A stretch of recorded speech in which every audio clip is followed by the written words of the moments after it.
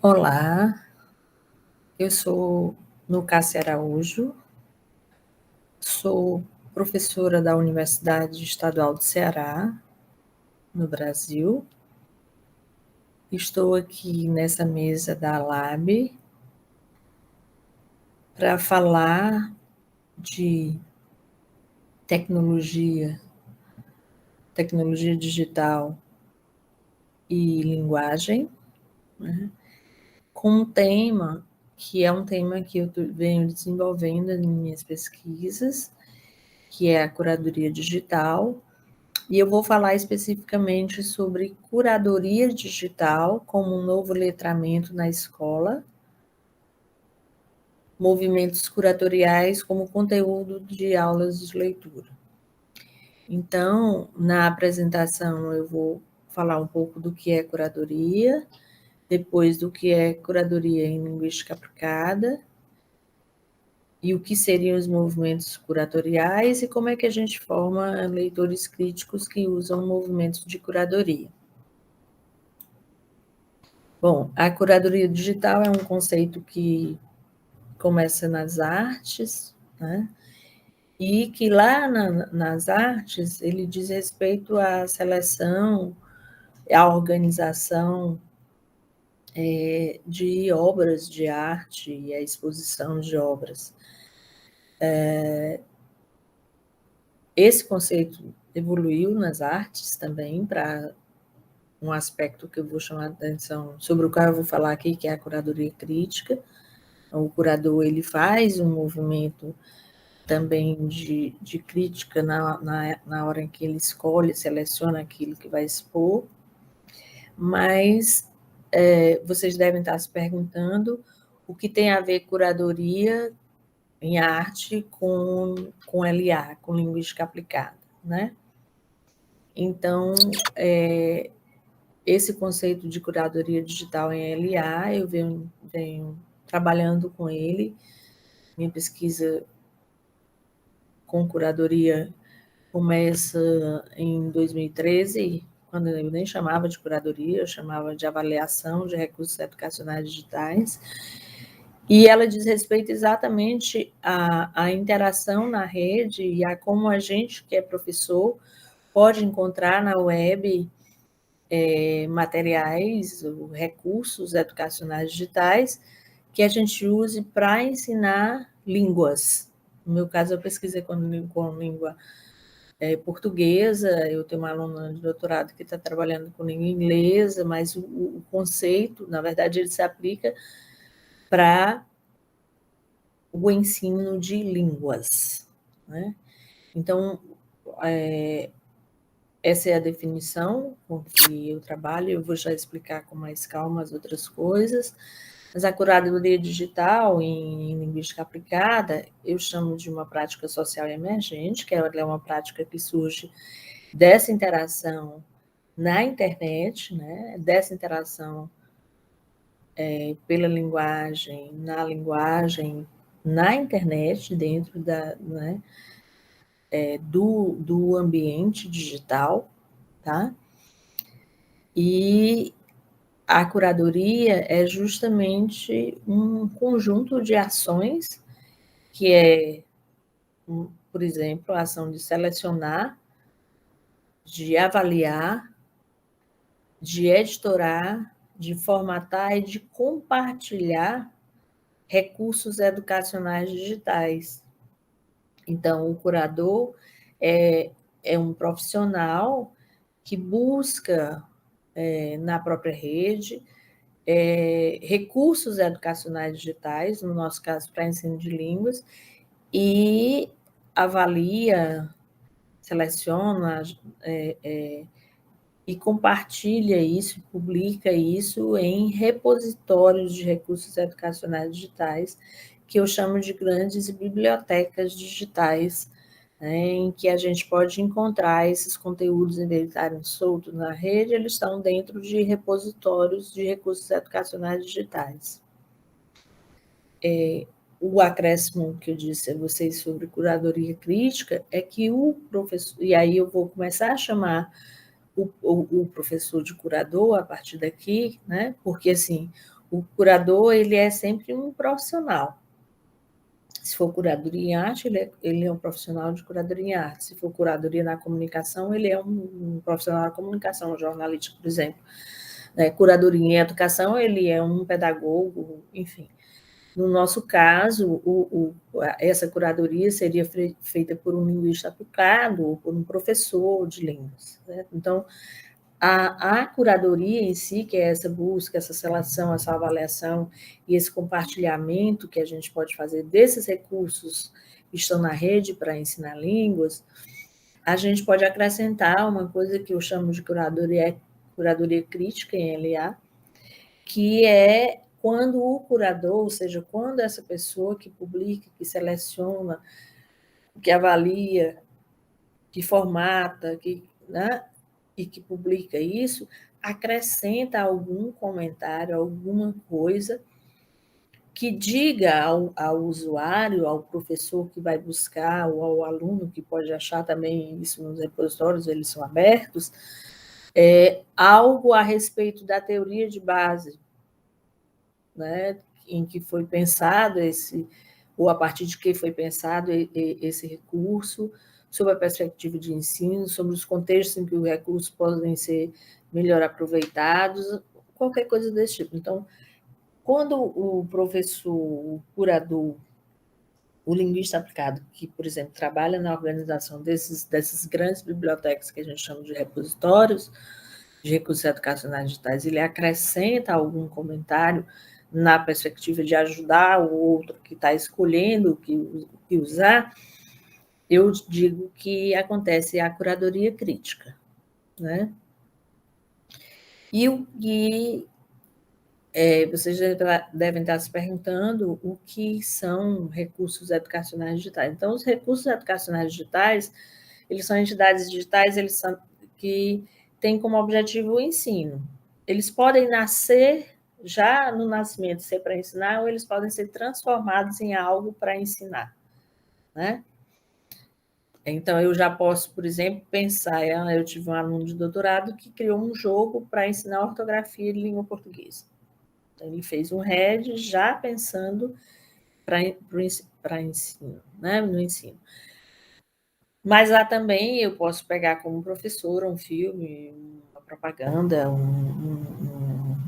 um folder, qualquer coisa que seja digital e transformar num recurso para ensinar, né?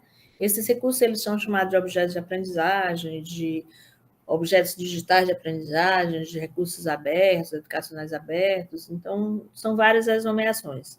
A que eu utilizo é de recursos educacionais digitais. Então, esses recursos, eles têm formatos variados, softwares, videoaulas, vídeos, áudios, infográficos, enfim. Tem muitas formas de apresentar recursos, de serem apresentados os recursos educacionais digitais, né? Eles têm duas características que são importantes, que é a granularidade, ou seja, os recursos têm pequenos recortes de conteúdo, e a reusabilidade, que é a capacidade de ser usado em diversas vezes em situações diferentes, em contextos diferentes de aprendizagem. Nesse slide eu trago só um exemplo, porque a apresentação é curta, um exemplo de um recurso que, nesse caso, eu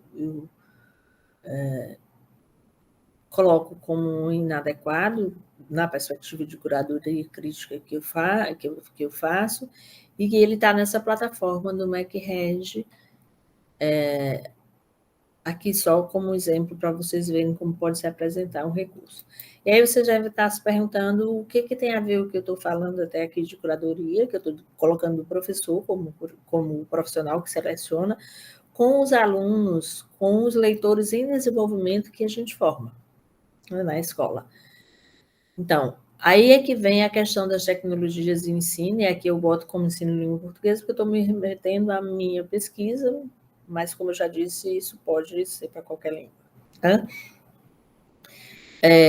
Então, dentro dessas práticas de linguagem contemporânea, a gente tem gêneros de textos multissemióticos, multimediáticos, e uma porção de... E a Web 2.0 permite, né, novas formas de produzir, de configurar, disponibilizar, de replicar, de interagir, certo? Então, esse aluno de hoje, do século XXI, ele efetivamente, ele consome e produz, né, a partir de uma porção de facilidades, de recursos que tornam acessíveis, né, lidar com essas novas práticas de linguagem, essas práticas de linguagem típicas dos ambientes digitais. E como é que a gente pode trabalhar com a questão da curadoria e dessas formas de consumir, de produzir, né, essas interações na web, né? Trabalhando com os alunos, com o que eu chamo de ações e movimentos de curadoria, e aqui eu trago uma definição de um aluno meu, ex-aluno, que escreveu a dissertação de mestrado dele sobre curadoria digital, analisando repositórios, e em que a gente pode ver que o movimento de curadoria ele é um conjunto de ações em que são realizadas as etapas de curadoria: selecionar, avaliar, compartilhar, enfim. Essas ações de curadoria, né, elas são essas especificidades desses movimentos, e o leitor, na perspectiva em que eu trabalho nas pesquisas, eu acho que esse leitor em desenvolvimento, ele pode praticar essas ações e movimentos de curadoria, ele pode aprender a fazer isso, porque ele precisa, de alguma forma, ser curador daquilo que ele consome e do que ele produz na internet. Então, nessa cultura, na cultura digital, né, o professor, como curador, ele reflete e discute com os alunos o próprio papel deles, alunos, como curadores, uma vez que na Web 2.0 é permitida essa produção, essa divulgação, esse compartilhamento de informações, fatos, opiniões e tal. A partir daqui eu vou apresentar alguns slides de exemplos de como é que a gente pode trabalhar na leitura, na escolha, enfim, e nessa perspectiva de formação de um leitor crítico. Aqui a gente tem uma publicação em uma rede social, que foi uma publicação de alguns anos, e que diz que o neto do ex-presidente Lula morreu aos 7 anos de idade. A pessoa que publicou na rede, publicou colocando o título de pelo menos uma notícia boa. E aqui ao lado estão os comentários, e aí alguém pergunta, os nomes aqui são fictícios, pessoal. Aí alguém pergunta qual a boa notícia. Ela diz, um filho da puta a menos e tal. E aí começa uma conversa absurda sobre a morte da criança e sobre a opinião que a pessoa que publicou tem a respeito do avô da criança, e que seria... que, segundo a pessoa, né, a criança merecia morrer. Então, é uma coisa enlouquecedora.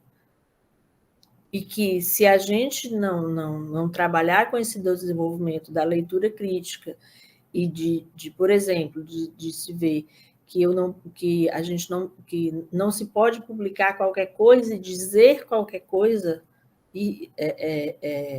impunemente nas redes, e também de ver um comentário como esse, e imediatamente identificar esse comentário como um comentário nocivo, como um comentário perverso.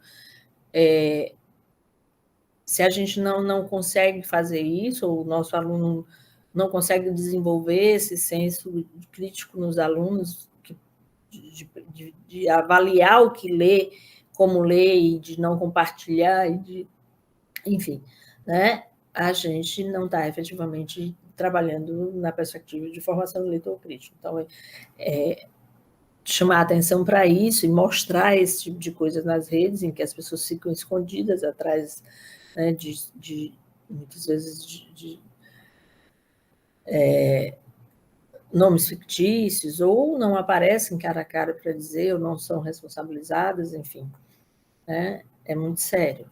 Outra questão em que essa formação do leitor que conhece movimentos de curadoria é em relação às fake news, em que eu não vou me deter, obviamente, muito, mas assim, a saber identificar o que é uma fake news, quem diz, quando diz, por que diz, em que lugar diz e tal. Então, tudo isso são movimentos curatoriais, né? E que o aluno precisa ter consciência de que pode usar esses movimentos como leitor e, inclusive, julgar, descobrir, avaliar se as notícias que chegam para ele em determinados lugares ou que saem em determinados sites são falsas, né? Ou não são. Né? E aí é que eu trago um exemplo de produção de conteúdo, né?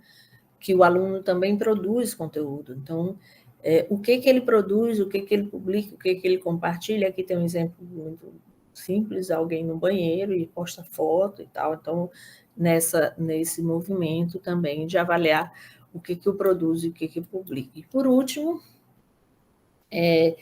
eu queria só comentar a questão do dilema das bolhas informacionais e a curadoria matemática, que é outra questão também que a gente discute dentro da curadoria e que pode trabalhar nessa formação de leitores, né, de leitores em desenvolvimento, que é a consciência de que existem algoritmos, né, de que existe a curadoria matemática, ou seja, esses movimentos todos são feitos por uma máquina que diz o que você lê, a partir de onde você clica, do site que você entra, do emoji que você coloca. Então, tudo isso, esse algoritmo, né, vai vendo e vai separando as coisas para você poder ler e consumir, seja consumir numa perspectiva de ler e de mudar comportamentos, seja consumir na perspectiva de efetivamente comprar alguma coisa, ou, enfim.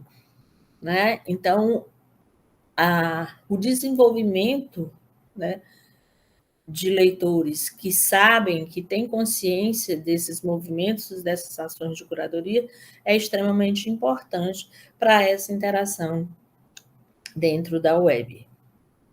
É isso, muito obrigada. A gente fica aqui esperando perguntas de vocês ao final dessa mesa. Obrigada.